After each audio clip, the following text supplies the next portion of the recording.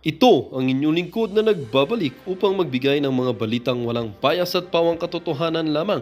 Ito ang Bayang Pinas. Ang isyong ito ay naging usap-usapan sa buong bansa at iba't ibang social media platforms. Isang kontrobersyal na usapin ang umusbong kaugnay ng umano'y plano ni unang ginang Lizata Nasmags na suhulan ng isang relihiyosong grupo upang sirain ang reputasyon ni pangalawang Pangulo Sara Duterte. Ang naturang balita ay nabunyag kamakailan dahilan upang lalong uminit ang tensyon sa politika ng bansa. Ayon sa mga ulat, mayroong pagtatangka mula sa kampo ni Lizatanas na impluensya ng iglesia sa pamamagitan ng suhol upang magsagawa ng mga negatibong kampanya laban kay VP Inday Sara. Ang isyong ito ay nag-ugat mula sa mga ulat ng mga insider na naglantad ng umano'y planong ito na ikinadismaya ng publiko lalo na sa mga taga-suporta ni VP Inday Sara. Samantala, patuloy namang isinusulong ni Kabataan Party List Representative Castro ang investigasyon kaugnay ng mga kontrobersyal na issue na bumabalot sa administrasyon sa kabila ng mga paninira ng umano'y bantang pagpapatalsik sa kanya bilang kongresista. Nanatitiling matatag si Castro at ipinahayag na hindi siya titigil sa paglaban para sa transparency at accountability sa gobyerno. Sa harap ng lumalalang tensyon, nagiging sentro ng usapan ang epekto ng mga ganitong usapin sa tiwala ng mamamayan sa gobyerno. Bagamat wala pang konkretong ebidensyang inilalabas, hinihintay ng marami ang magiging hakbang ng makinaukulan upang malinawagan ang isyong ito. Habang patuloy ang issue, malinaw na ang mga ganitong kontrobersya ay nagdudulot ng mas malaking hamon para sa administrasyong Kuting at sa kanilang mga kaalyado sa harapan o sa larangan ng politika. Well, para nga sa kabuuang detalye at impormasyon ay panoorin na lamang ang buong video. At salamat na rin sa ating mga solid viewers sa walang sawang pagsuporta.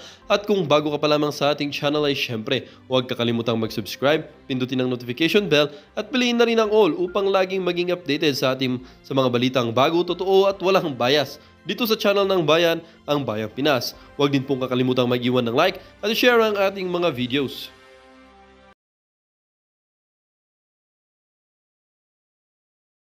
Tapos ma-update ko ho kayo kaugnay dyan sa nangyayaring rally, pagkilos ng mga taga-suporta nitong si Marcos Jr. Hindi naman namin pinapakalbo itong si Marcos. Inahamon namin siya na magpa-hair follicle test. Anong kwenta yung pagpapakalbo nyo na yan? Para saan yan? Para mapicturean kayo, mamidya kayo. Ayan, mga sikat na kayo, mga walang niya kayo. Eto, mga kababayan, isa lamang ho yan sa mga larawan ngayong araw na to na kumalat na kung saan, itong mga nag-rally na to, merong nagpakalbo, merong mga asset ng pulis, merong mga bangag, merong mga mukhang bangag, merong mga mukhang asset ng pulis. Correct natin ha, ito talaga si PH Update, masyadong padalos-dalos. Yan ho mga kababayan, kita nyo naman ho. Mga mukha ho bang mga normal yung mga yan? Kung proud kayo, bakit hindi nyo ilabas yung mga magaganda at mga gwapo nyong pagmumukha kagaya kay PH Update? Tignan nyo naman ho mga kababayan. Halatang mga bayaran, baka yung iba dyan, mga taga-suporta pa ni Lenny. Nakinalad ka dyan para mapakita na maraming taga-suporta itong si Marcos Jr. Tingnan nyo naman, magkakamuka ang placards. We stand, defend, protect, PBB. Eto, isa-isahin natin itong mga larawan na to. Ito yung mga nagpakalbo. Nagkalat pa kayo dyan. Mga walang niya kayo, di na nga kayo nakakatulong, nagkakalat pa kayo. Sana yung mga buhok nyo, inuwi nyo ha. Kasi wala kaming pakialam dun sa mga buhok nyo. Kailangan namin ang buhok ni Marcos Jr. Okay? Kita nyo naman yan. It's a shrine yan, di ba? Ano bang gusto nyo mangyari dyan? Pabagsakin si Marcos o taga-suporta kayo ni Marcos? Itong mga tao na to, yan masaya pa tong isa, magkano kaya ang bayad dito? Sir, magkano ho ba bigayan dyan? Proud na proud ka pa. Anak ng toko, isa ka siguro doon sa mga bata na walang ginawa kundi maglaro ng video games. Tapos nung sinabihan kanila, meron tayong pang shot mamaya, sama tayo sa rally, yun. Meron pang extra TF, ika nga, meron pang bonus pag nagpakalbo ka. Ayun, pinatulan nitong si Boy Kalbo. Tuloy natin. Tingnan nyo naman, ito naman kumukuha ng larawan. Gusto ko talagang pakitang marami sila. Ilan lang naman yan. Ayan nakaganyan pa yung isa. Ano ba mga problema nyo? Bakit nyo dinidepensahan si Marcos Jr.? Inaano ba siya? Wala naman impeachment complaint laban sa mga wala talagang utak tong mga taga-suporta nitong si Marcos Jr. Ayan o, we stand, defend, and protect. Ano ba didepensahan nyo? Mga wala talaga kayong utak. Ba't hindi didepensahan? Ano ba nangyari? Ano ba ginagawa kay Marcos Jr.? Binabanatan ba siya nitong si BP Sara? Ang tanong lang naman dito, bangag ba siya o hindi siya bangag? Di naman namin siya inaano. Kayo nga dyan eh. Wala namang umaano sa inyo, nagpapakalbo kayo. Oh, tuloy natin. Oh.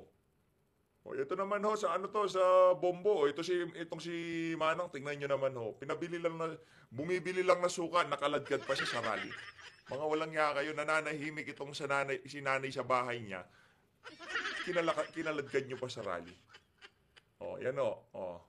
Ay magkaparehas lang, nagrupo lang ho yan noong mga pinakita ko kanina sa inyo.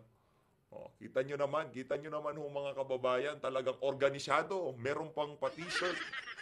Ganyan sila ka-organic, di ba? Palakpakan. Di ba? Organic na organic, may uniform. Nasa sasakyan natin. Oh. Oh, yan, pati bandera, organic na organic. Iba-iba ang pagkagawa. Di ba? Paano didepensa si Bangag? Inaano ba siya? Tinatanong lang, itong si Kuya, ito hindi naman siya inaano ko to, ha? Ito dapat isama natin to sa sa pulburontes. Diba? Tingnan nyo naman, yung nagrarally para dito kay Marcos Jr. Ako, lang naman tayo dito. Kumbaga, yung mga kumakalat na larawan sa social media, yan lang naman ang ating pinag-uusapan. Napaka-organic mga kababayan. Tingnan nyo naman. Uniforme. Bandera kung bandera. Magkakaparehas sila. Organic ang tawag dyan. Palakpakan. At nagkapera na naman yung mga marites sa kanto. Nagkapera na naman yung mga nagchikismisang marites. At least, di ba, meron kayong meron kayong pang tong-it mamaya. Di ba?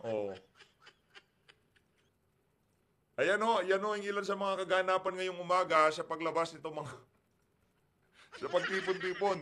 Itong mga itong si Manong, tingnan nyo naman itong si Manong.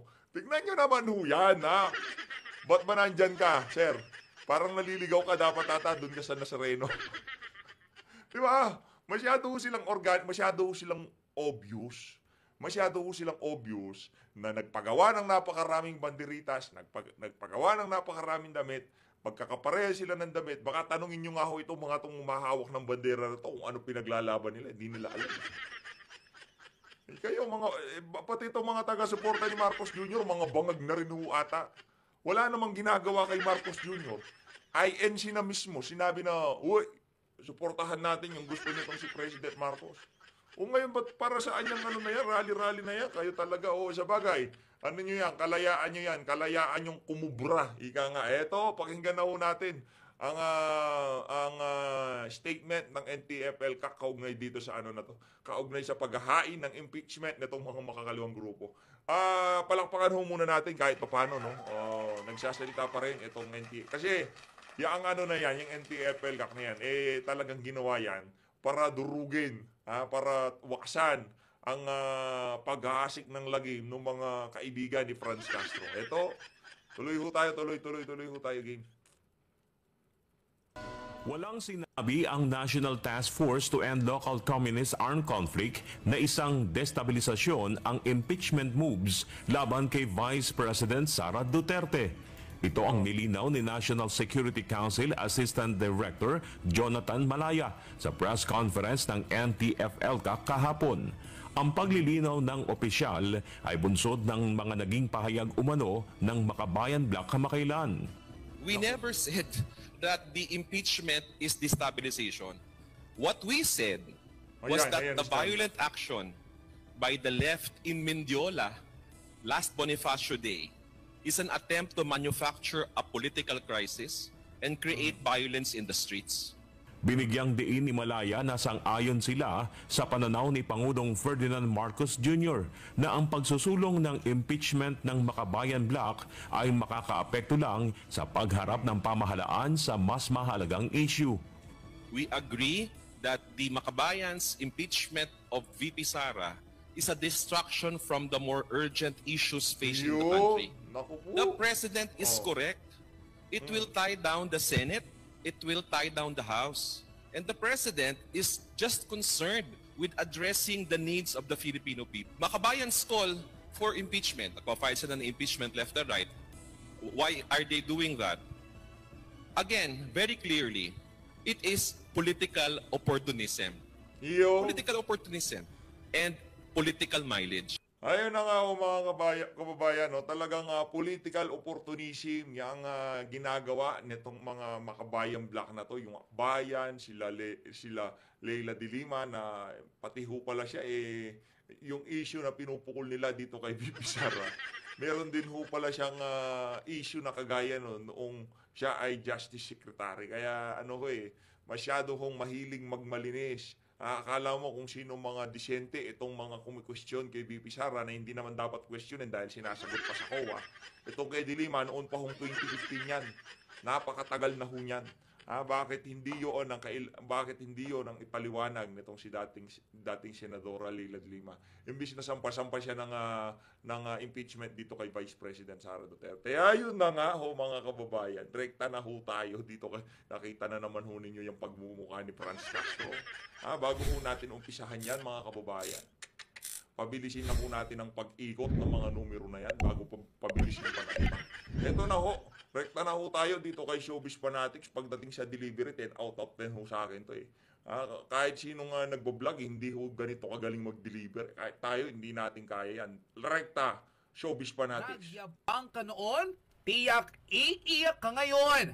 Yun. Ito nga raw ang karmang hindi inaasahan ng ACT Teacher Party List Representative na si Franz Castro matapos pagtibayin ng Davao Court at sa pamamagitan ni Judge Jimmy Boco na hindi na makakaapela pa ang ACT Teacher Party List Representative na si Franz Castro dahil pinal na ang hatol na guilty sa kanila ng kapwa Makabayan Block member na si Saturo Campo. Sa inilabas ng Davao RTC at ni Judge Boco, pinagtibay nilang guilty sa kaso ng kidnapping sina Saturo Campo at Franz Castro matapos tangayin ang 12 batang katutubo sa lugar ng Talay. Grabe 12 bata? Tinangay nitong si Franz Castro at convicted siya doon sa kaso na yun. Hindi o dalawa, hindi o isa. 12. Tapos sila ho ang merong lakas ng loob na magsampa kay VP ng impeachment. Yung mga individual na convicted na nakaapila diyan sa ng kidnapping. Ang labo nito. Tingod Davao del Norte. Ayon pa sa naging desisyon ng RTC, hindi na marerebisa pa ang nasabing hatol dahil sapat ng mga ebidensya ng mga magulang at saksi sa ginawang pangingidnap ni Franz Castro at Saturo Campo. Alam nyo pagka nabaliktad ho yan, kaya alam nyo talagang gigil na gigil itong si Franz Castro na maging senador. Yung playbook na itong si Jinggoy yan. Di ba pagka nagiging senador ka, na-absuelto ka doon sa mga conviction mo. Gano'n ang mangyayari dyan, kaya talagang pinupush niya maging senador. Kumbaga, sabayan na to, kahit alam niyang matatalo siya. Magse-senador ako para kung sakaling makalusot ako, etong hatol ko na to, kahit papano, di ba? Iba ko kasi pagka-senador Pero sa tingin naman natin, hindi mananalo yan. Pagka yan nanalo, tapos si Kong Dante natalo, itong si Atty. Vic Rodriguez, wala ko talaga. Kailangan nating baliktarin itong sistema na to. Pagka natalo itong si Kong Dante at itong si Atty. Vic, at nanalo si Franz Castro, naku, malaking problema yan. Malaking. Papatunay lamang raw ito na no one is above the law. Lalo't ang nasabing reklamo ng mga magulang ay may sapat na batayan at hindi na kailangan pang apelahan ng mga akusado lalo't may mga ebidensya laban sa kanila na totoo ang mga reklamo laban dito. Iyak nga raw ngayon ang mararamdaman ng ACT Teacher Party List Representative dahil anumang oras maaari na siyang maghimas ng rehas. Narito at napakaganda ho nung ano na yun. Pagka si Castro, hinihimas-himas niya na yung malamig na reha. Panoorin ng full video kung saan naluha pa ang ACT-Teacher Party List Representative na si Franz Castro matapos ang hatol sa kanya ng Davao RTCing guilty sa kaso ng child abuse at kidnapping. Panoorin ang full video. Full video. Of all cases, ako as teacher, 25 years natin pinangalagaan yung ating mga estudyante. Ngayon, child abuse pa yung nakakaso sa amin. So, makakaso sa akin. So, talagang, Bakit mo kasi bibit-bitin yung mga di mo naman anak? 12 sapat ang ebidensya kaya na-convict ka. Ha, Franz Castro, bakit mo gagawin yun? Kung nasa tama ka katinoan, di mo gagawin yun. Dahil 12, ilan ba yun? 12 plus 12. Oh, 24 na magulang. 12 ina ang maghahanap dyan. Kaya talagang pag nag-usap-usap yung 12 na yon at pinaharap uli at nandiyan yung mga apidabit nila, paano ka lulusot doon? Anak ng toko. Pagka ikaw nakalusot ka dyan sa conviction mo na yan, bumaliktad yan, naku, yari ka, wala na. Nasaan ang justice system? Tinago ni Franz. nakakalungkot. Kasi ako pa na teacher na talagang nangalaga doon sa kapakanan ng mga estudyante. Ganito ka. But anyway, malakas po ang loob namin. Franz, alam mo, yung luhang ayaw bumagsak, di mo mapapabagsakan. Kahit panginigin mo ng panginigin yung boses mo, kung hindi babagsak yung luha mo, di babagsak yan. Na ito ay nadidismiss at the end of the rope, no? Nakaharap din namin ito, hindi kami magtatago, no? Hindi namin iiwasan ang batas at ang law system na, ang ating justice system. Kami po ay nakahanda na marap kahit saan. Nakahanda rin akong marap sa ating taong bayan na talagang wala po kaming ginawang child abuse. No? Hindi po kami ng abuso dahil Bakit mo ginawa? O sabi, di umano sabi ng mga magulang ginawa mo. Hindi naman sasabihin yun ng mga magulang kung di totoo, di ba? At ang hirap naman ho yung mag-corroborate. Corroborate o corroborate? Oy, Dan Fernandez, ang hirap naman ho sigurong pagtugma-tugmain yung affidavit nung 12 ina na magkakapareha sila na sinasabi na kinuha mo daw di umano ang kanilang mga anak. Oh, kung isa okay lang baka galit lang yan kay Franz. Di ba? O dalawa okay lang, baka pinagtutulungan si Franz. Pero yung 12, ibang usapan na. Ibang usapan na ho yun. isa nga sa advocacy namin itong edukasyon ng ating mga kabataan at lumad, itong mga marginalized sector. Kaya, laban po. Laban lang. Alam mo, Franz, ako, minsan, sa totoo lang walang biro. Kasi, naaawa tayo dito na nabubwisit. Di ba? Hindi nyo ba nakikita kayo dyan sa makabayan na yung pinaglalaban nyo sa napakahabang panahon walang kapupuntahan? Di ba? Gumagana ang pamahalaan. Panahon ni Tatay Digong, yung pamahalaan talagang sumiserbisyo sa taong bayan. Dito sa panahon na to, marami kayong pwedeng ipuna pero hindi kayo nagsasalita. No? Ngayon, ang problema natin dito, ilang pung taon na kayo. Ilang taon na kayo nakikibaka diyan sa karsada, diyan sa kabukiran, sa kabundukan. Pero ano ho bang nangyayari sa pinaglalaban nyo?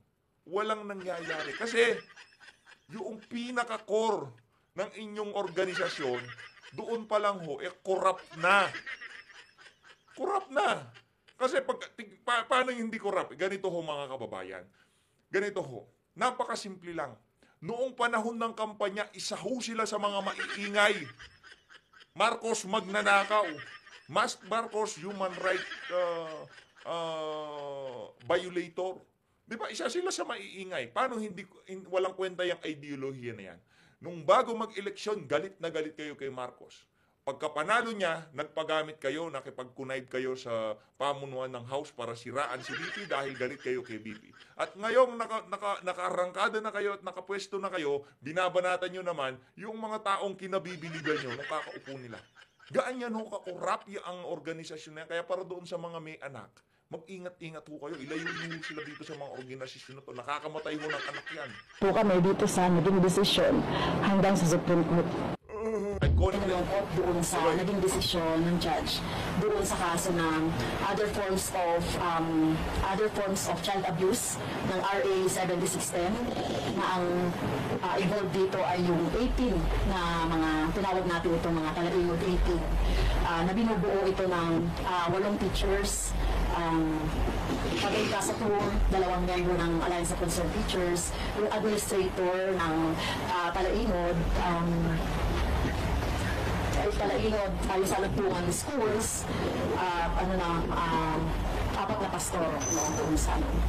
So, ang sabi ko, kung sino pa yung nagtatanggol para sa mga karapatan ng mga kabataan, ay kami pa yung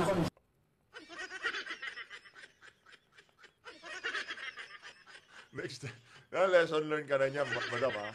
Kasi pagka yung apila nyo, hindi dininig ng, sa Supreme Court ba, saan ba kayo umapila? Pagka yan, yung apila nyo na yan, hindi dininig o hindi kayo nakakuha ng paborableng desisyon, mag-alsa balutan ka na, madam. Kayong dalawa ni Senator Ocampo, doon na kayo tatanda. Kahit pa paano naman, magkakaroon na ng hustisya yung mga niloko ng organisasyon na sinisimpatya, nakikisimpatya itong ali na to. Kahit pa paano ho, yung mga magulang na namatayan ng anak, na wala yung anak, sumama sa mga makakaliwang grupo, sa pagkakakulong ng ali na to, kahit pa paano, makakamtan nyo ho yung hustisyang inaasam-asam nyo. Kaya yung dito, pagka ito na-absuelto, naku, talagang isa pa yung problema ho natin dyan. Pagka yan na-absuelto, pagka yan nanalo ng pagkasenador, wala na ho. Yari na ho tayong lahat. O kami pa yung mapaparusahan. Well, kami ni Casatur ay invitee doon sa National Solidarity Mission dahil sa National Solidarity Mission ng Salugpungan Schools dahil sa matagal ng panahon, sa panahon ni Duterte ay talagang hinaharas. May mga pinapatay pa nga na mga lumad na mga estudyante at saka executive director ng isang lumad schools. Kaya matagal ng panahon pa rin ito ni dating Presidente Duterte ay gano'n na yung nangyayari. Kaya wala silang mapupuntahan kung humingi ng tulong sa amin na nasa gobyerno at saka dating congressman. Kaya yun po yung ginawa natin, tumulong po tayo. Ang nakakalungkot lang dito, no? Sino pa yung mga teachers na sinikap na sila, no? Yung ating mga estudyante na sinikap na i-rescue sila, ay sila rin ay mga convicted din. Sila yung mga teachers na talagang binubuhos nila yung kanilang effort, even yung kanilang buhay para makapagtulong lang dito sa mga lumad schools. At kami naman ni Casatur at yung aming mga miyembro sa ACT, ay kami naman ay kumbaga nag-rescue sa maklolo lang sa kanila. Kami pa yung convicted at kami yung mapaparusahan. Tumulong na. Hindi, alangan na magsinungal yung mga bata. Di ba? Alangan na magsinungal yung mga bata, Franz Castro. Problema dito, nagagalit kayo doon sa desisyon, pero yung track record nyo, yun mismo magpapatunay na talagang very sketchy kung tawagin mo. Very napaka-maanumalya. Yung mga organisasyon na nakikisimpatya kayo, kasi pagka nakikisimpatya kayo dun sa mga organisasyon na yon, doon dito sa mga makakaliwang grupo na to, ibang usapan na ho yan. Yung track record nyo na yon, mahirap po yung depensahan na ginang Franz Castro, no? Kasi yung mga ebidensya talagang nagsusumigaw na sa kahaba-haba ng panahon na itong mga organisasyon na kung saan kinakampihan nyo, hindi nyo mabanat-banatan, talagang notorious sila sa pangunguha ng bata. Wala tayong binanggit na organisasyon. Basta yung mga left-leaning organization. Kami sa ating mga estudyante. So, nagpapatuloy pa rin itong kawalan ng hustisya sa ating mga lumad. In fact, kung maalala ninyo, more than 200 schools ang pinasara ng panahon ng Duterte administration dahil sa kung ano-ano mga pagbibintang. Kaya hanggang ngayon nagpapatuloy yung inhustisya yung ating mga estudyante na mga lumad. Marami sa kanila ay hindi na rin nakakapag-aral. Kaya itong itong conviction sa amin, ni Casatur, ay nagpapatunay lang ito na nagpapatuloy yung impunidad no, at kawalan ng hustisya sa ating mga kabataang lumad at sa ating mga kababayang lumad. Itong kaso man ito ay intended para itigil ako at may si Congresswoman Castro ay Ikaw, sir, puro uban ka na lang. Bakit di nyo paayusin yung buhay nyo? Ano bang gusto yung iwang legasiya dito sa mundo na to? Kayo, lumabang kayo sa pamahalaan? Kayo, nakita bilang mga aktivista, gano'n? Anak ng toko. Siguro kung ganyan na ako katanda, mag-aano na lang ho ako. Gagawa ako ng kubo, magtatanim-tanim na lang, yung i-enjoy mo na lang yung buhay mo, yung tipong, anak, bata, yung mga problema nyo, pangungunan ng bata. Yun yung mga kaso nyo, para saan? Para saan yung, ito, tanong lang natin ha, tanong natin kasi hindi natin alam dahilan. Kunyari, hindi natin alam. Anong gagawin nyo? Tuturuan nyo sila dun sa nakakamatay na ideolohiya? Yung pinakawalang kwentang ideolohiya sa buong mundo? Ituturo nyo sa kanila? Naku! indirectly, ang worst consequence ay dun sa kapakalan ng mga lumad children na sila yung nabigla na tinamaan ng isang unjust policy or action. Kaya binigit namin ng assurance na lalabanan namin itong kaso hanggang madismiss at kung magkakaroon pa uli mga term laban sa interes na magkatutubo may ginawa rin siya kami di Catherine sabi ready for assistance. Justice po, katotohanan, tinitindigan namin, wala sa background namin ang na-involve sa anumang decolonized activity. Particularly, nananawagan kay President Marcos Jr. na pangalagaan itong ating mga lumad children. Sila yung na-marginalize sa matagal ng panahon. Nananawagan na pangalagaan yung mga lumad children. Kasi ang problema ko dito, kasi kaya ako pinupuntiryan itong mga makakalibang grupo, itong mga lumad. Sila ho kasi yung tipong malayo sa serbisyo ng pamahalaan. Madali ho silang lokohin, sabihin lang, nakalimutan tayo ng gobyerno. Ito armalit. Ganun o, totoo. Ganun o hindi si Franz yung mga nagre-recruit. Hindi ko naman sinabi na nagre-recruit si Franz. Ang kaso niya, nanguha ng bata, hanggang doon lang tayo sa kaso niya, okay? Yung mga makakaliwa. Kaya tinutusok na nila ng tinutusok yung ginigit-git nila itong mga lumad, yung mga katutubo kasi sila yung pinakamabilis na ma-brainwash yung maturo nila yung ideolohiya na nakakamatay. Napakabilis. Kasi siyempre wala silang natatanggap na serbisyo. Kaya anong ginawa ng dating Pangulong Rodrigo Duterte? NTFR. Diba? Pababae ng serbisyo ng pamahalaan mula sa taas hanggang doon sa mga kababayan nating nasa kanayunan, sa mga kabundukan. Diba? Ganun o ginawa. Pero itong mga tao na to, iba ho yung ginagawa nila. Napabayaan ng ating mga lumad children. Kaya sila mismo nagtayo ng kanilang mga paaralan, more than 200 dyan, ng mga paaralan na itinayo nila, sa tulong ng iba't ibang multisectoral groups, mga CSO, para mabigyan sila ng edukasyon. And religious organization, uhaw na uhaw sa serbisyo ng ating gobyerno, lalo ng edukasyon ng ating mga lumad. Kaya nanawagan tayo na tribuhin yung ginawa ng pagsasara na itong mga lumad school na to para makapag-aral po yung ating mga katutubong lumad sa Mindanao at mabigyan sila ng edukasyon. Kasi yung sa mga personal na natin na pagkipag-usap, encounter natin sa mga lumad, ang tatalino nila, ang gagaling nila, ang husay nila sa agrikultura, iba pang mga science, kaya talagang pangalagaan natin sila at pag-aralin, buksan itong mga lumad. Okay lang, papura ko lang sila ng sinasabi mo. Pero huwag mo lang silang kukunin. Dahil, yari ka dyan, Brad. Kidnapping yan. Sige, ngayon alam mo na. So, uulitin mo. Schools, kung maaari, ito rin pakiusap natin kay Presidente Marcos Jr. na talagang ibigay yung karapatan ng ating mga lumad. Tumagal ng almost 6 years mula noong 2018. So, hinarap namin ito, kasi tour, yung mga teachers sa at saka mga pastor, squarely. Hindi kami, sabihin hinarap ito ng aming mga abogado, kami, at hinintay na talaga namin yung napakatagal na proseso ng justisya. But anyway, sa kagaya na sinabi ni Kasato, kami ay nag-appeal. Taharapin po namin ito face-to-face, no, itong kaso na to. At talaga kung well, we deny itong naging desisyon, yung kaso na binigay sa amin.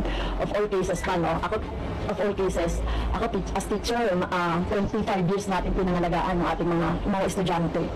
Ngayon, child abuse pa yung nakakaso sa amin. So, makakaso sa akin. So, talagang nakakalungkot. Kasi ako pa na teacher na talagang nangalaga doon sa kapakanan ng mga estudyante. Ganito pa. Ayun na. Bago pa bumagsak yung luha na yan na kanina pa nating hinihintay para bumagsak, ayaw ho talagang bumagsak. Dito na ho natin tatapusin ang video nitong si Franz, no? Itong kay Franz Castro na to. Dahil meron pa ho tayong pag-uusapang isang video. Itong video na ho na to, alam ko maraming nakamiss dito sa sa mga tinatalakay natin dito sa channel niya. Ayun ho, itong si Robin Sweet Showbiz, palakpakan ho natin. Maraming nakakamiss dyan kay Robin Game. Umpisa na natin to. Ano ba to? INC. Di nagpa-suhol kay Lisa. Ano po, sinusuhulan ba sila? Parang wala akong balitang ganyan. Napahiya sa prinsipyo ng iglesia. Yun, totoo yun. Talagang may prinsipyo ng iglesia. Pero yung panunuhol, wala tayong alam doon. Okay, tuloy natin. Baka merong alam itong si Robin, di natin alam. Game, Robin, banatan mo. Ayon sa mga certified DDS at ayon sa kanilang mga sources, sa naganap na Malacanang Fellowship na kung saan bisita ang mga buwayang kongresista ay tila ipinagyabang daw ni Liza Tanas na kayang-kaya daw niyang bayaran ang Iglesia ni Cristo upang huwag lang matuloy ang rally kontra impeachment ni Vice President Sara. Ayon sa post ni Jay Sonza, kalat na kalat ngayon sa ginanap na Malacanang Fellowship, ipinagyabang umano ni Mrs. Liza Marcos sa mga bisitang congresspeople na kayang-kaya niyang bayaran ang Iglesia ni Cristo para huwag nang ituloy ang nakatakdang rally versus impeachment. Wow! Heavy naman siyang Liza. Is this true, Mrs. ng President? At sinundan pa ng post ng Optic Politics. Bastos at walang galang talaga itong palaka dahil kaya daw niyang bayaran ng pera ang Iglesia ni Cristo para tumahimik. Hindi niya kayang bilhin ang prinsipyo, integridad at dignidad ng Iglesia ni Cristo. Kaya alam na natin na si Liza at Romualdez ang may pakana sa Kingdom of Jesus Christ siege at pagpapakulong kay Pastor Kibuloy. Kakontsaba niya si Martin Romualdez. Gutom si Liza at Romualdez sa kapangyarihan at sa pera ng bayan. Ginamit nila si BBM na walang alam pamunuan ng Pilipinas. Overtime ngayon ng mga state-controlled news agencies in framing the Iglesia ni Cristo rally as Iglesia ni Cristo support for BBM and not in support for VP. In fact, may directive pa na i-post sa lahat ng social media pages nila nationwide that the said Iglesia ni Cristo rally is a pro-BBM move. It won't be surprising if he or his representatives will be there to make it look like it. Now here's what I think really happened. I think Iglesia ni Cristo is unhappy with the impeachment and are genuinely concerned with the many problems of our country is facing. I also think that they are unhappy with how the VP and Representative Marcoleta are being disrespected by some obviously corrupt or corrupted politicians aligned with you know who. However, they cannot naman outright antagonize or directly go against the powers that be. Hence, it is possible na nagpadala sila ng filler through Kat, who is an INC and as was ay Marcos Alay or PR. Kunwari, may leakage na ayaw ni BBM sa impeachment para di siya mapahiya, pero actually, binigay na kay Ka o part na ng script. It's just meant to save face. He has to play the good cop, knowing that INC and other religious and non-religious groups are now about to rally against the impeachment. In short, binigyan ng way out para di siya mapahiya. Do you agree? Or do you agree? O siya, kunyari, di na lang natin alam and all together say, thank you, BBM. P.S. Maraming salamat Iglesia ni Cristo. Salamat sa paninindigan. Nagbigay naman ng komento at reaksyon si Mr. Will Talker sa pinalalabas ng mga loyalista na ang Iglesia ni Cristo daw ay sumusuporta talaga kay BBM, hindi kay Vice President Sara. Heto na nga ang logic. Kung kampante ang Iglesia ni Cristo at talagang sinusuportahan si BBM, edi hindi na nila nanaisin pa na magsagawa ng rally. Dahil nga tiwala sila kay BBM, hindi ba? Bakit magsasagawa ng rally ang Iglesia ni Cristo para kontrahin ang impeachment ni Vice President Sara? Ibig sabihin, hindi ganoon kalakas ang tiwala ng Iglesia ni Cristo kay BBM. Ibig sabihin din, ayaw ng Iglesia ni Cristo na mapatalsik sa pwesto si VP Sara. Kaya nga ang Iglesia ni Cristo na ang gagawa ng paraan. Ito ang hindi matanggap ng mga kamping at loyalista. Na oo nga't sinusuportahan din ng Iglesia ni Cristo si BBM. Pero ang masakit na katotohanan para sa kanila ay mas lamang ang pagsuporta ng Iglesia ni Cristo kay Vice President Sara. Narito ang full video, panoorin natin. Sabi niya, Lods, aware ka ba na kaya nag-rally sila dahil pabor sila sa pahayag ni PBBM na huwag ituloy ang impeachment? Yes, yun ang sabi ng Iglesia ni Cristo na mag-rally sila para suportahan yung sinabi ni PBBM na, di ba, wag na i-impeach si VP Inday Sara. And in the other way around, it goes to show that ayaw ng INC na i-impeach si VP Inday. So meaning, sumusuporta din ang INC kay VP Inday Sara. Napaka-simple na logic, di ba?